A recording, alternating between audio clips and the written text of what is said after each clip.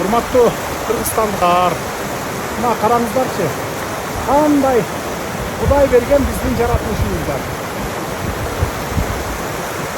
Кооз жаратылышыбыз бар. Суу десе суу, тоо десе тоо, карагай десе карагай.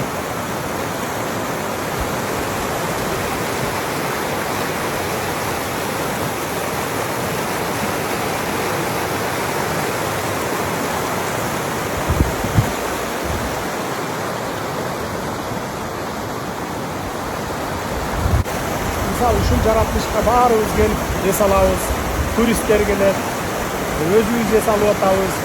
Анан мына эми ушундай эс алып кеткенден кийин монтип мусорларды, таштандылардын баарын таштап кетип атабыз да.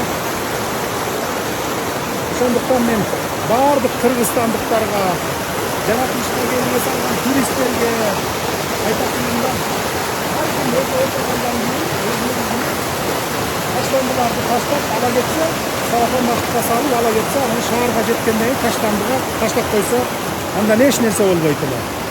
Ошондуктан мен баягы анча-мынча сабатсыз адамдарыбыз ушинтип таштандыны таштап кеткен жерин көрүп калсаңар, сабаттуу адамдар терип, жыйнап, такмакай тазалап, таштандыга салып, машинанын аркасына салып койсо,